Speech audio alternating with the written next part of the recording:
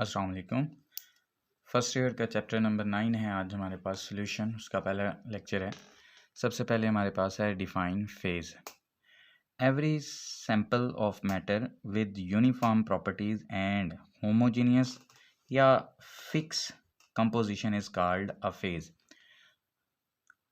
किसी भी मैटर का जो सैंपल है जिसकी प्रॉपर्टीज थ्रू आउट सारी की सारी सेम हो और होमोजीनियस उसकी कंपोजिशन हो, उसे हम एक फेज बोलते हैं। ठीक है। फॉर एग्जांपल हमारे पास है वाटर एट रूम टेम्परेचर। पानी हमारे पास हो रूम टेम्परेचर के ऊपर, उस सारे पानी की एक गिलास में अगर है तो सारे की प्रॉपर्टीज़ क्या होंगी, सेम होंगी, उसे हम क्या कहेंगे, एक फेज कहेंगे। उसके बाद है हमारे पास solution. A homogeneous mixture of two or more kinds of molecular और ionic substances is called a solution. एक होमोजीनियस मिक्सचर, होमोजीनियस ये वर्ड पे गौर रखना है, आपने केयर करनी है।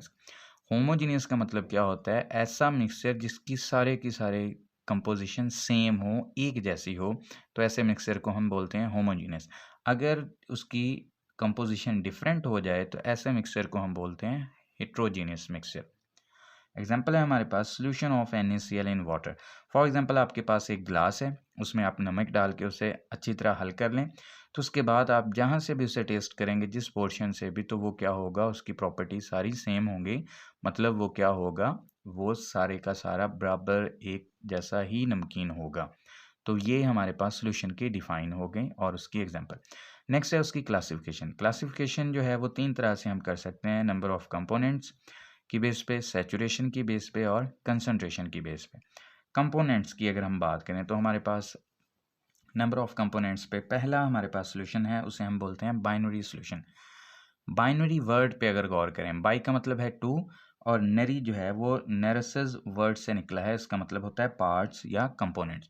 तो ऐसा सोल्यूशन जो दो कंपोनेंट्स पर मुश्तमिल हो, a solution which consist of only two component, जो दो कंपोनेंट्स पर मुश्तमिल हो, ऐसे सोल्यूशन को हम क्या कहते हैं, binary solution. For example sugar in water. अब यहाँ पे हमारे पास दो कंपोनेंट है, एक शुगर है और एक वाटर, एक पानी है। ठीक है, तो ये दोनों कंपोनेंट हो गए हमारे पास। नेक्स्ट है हमारे पास टर्नरी सोल्यूशन।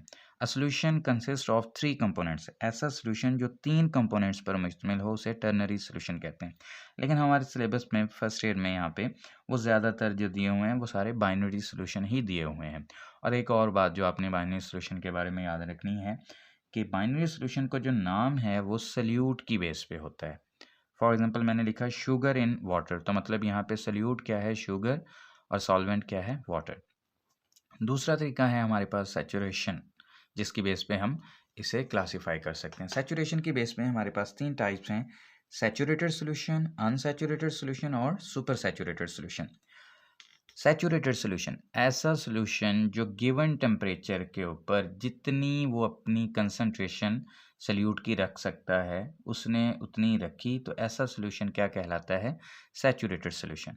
अनसैचुरेटेड सोल्यूशन, इसका मतलब इसमें सल्यूट की मिकदार कम है, गिवन टेम्परेचर पे ये और भी अपने अंदर हल कर सकता है, लेकिन इसके पास उतनी मिकदार नहीं है, तो ऐसा सोल्यूशन क्या कहलाता है, अनसैचुरेटेड।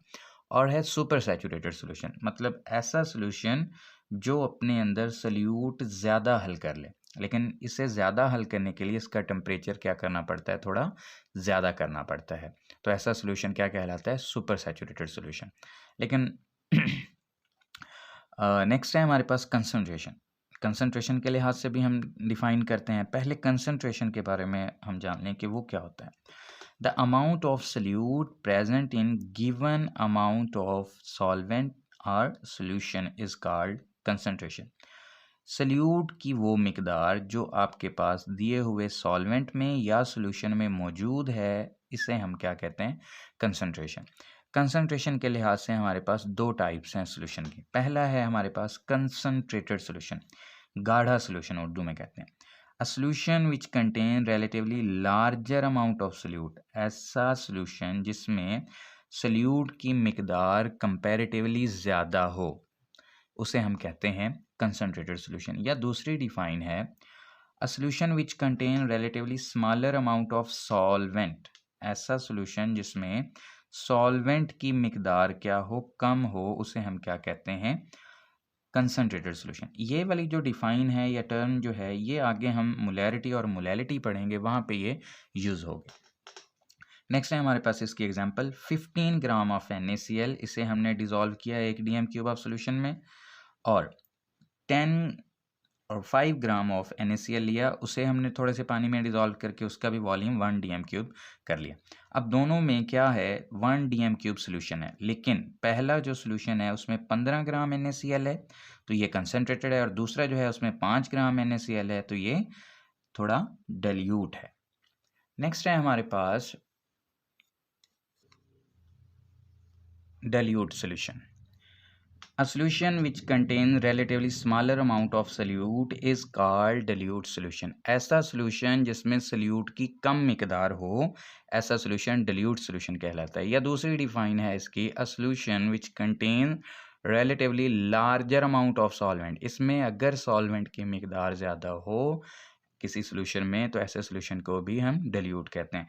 ये भी आगे टर्म दोबारा आएगी जब हम मोलैरिटी और मोलैलिटी को डिस्कस करेंगे।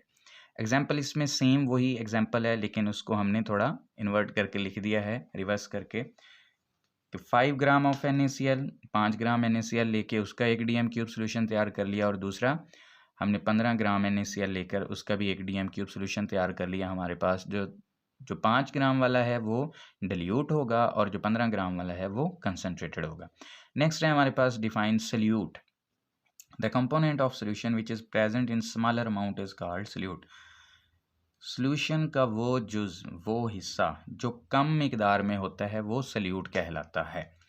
जैसे 5 gram of NaCl in 100 ml of water, तो यहाँ पे 5 ग्राम NaCl है तो ये सोल्यूट है, ये कम मिकदार में है इस वजह से ये सोल्यूट है। और वैसे हम कहते होते हैं सोल्यूट वो चीज़ होती है जो हल होती है, और सॉल्वेंट वो चीज़ होती है जो दूसरी चीज़ को अपने अंदर डिसॉल्व, हल कर लेती है। ठीक है। Solvent, the component of solution which is present in larger amount. Solution का वो कंपोनेंट, वो जुज़, वो हिस्सा जो मिकदार में ज़्यादा होता है वो सॉल्वेंट कहलाता है। फॉर एग्जांपल, वो सेम एग्जांपल आपने वही रखनी है, 5 gram of NaCl in 100 ml of water, तो यहाँ पे जो वाटर है वो एज अ सॉल्वेंट काम कर रहा है। नेक्स्ट है हमारे पास एक्वस सोल्यूशन। एक्वस का मतलब होता है पानी। A solution which contains water as solvent, ऐसा सोल्यूशन जिसमें पानी एज अ सॉल्वेंट हो, ऐसे सोल्यूशन को हम कहते हैं aqueous solution. For example 5 gram of NaCl in 100 ml of water, तो ये हमारे पास जो चीज़ है ये एक्वा सोल्यूशन की एग्जांपल है, चूँकि पानी यहाँ पे एज अ सॉल्वेंट काम कर रहा है। हाफिज़।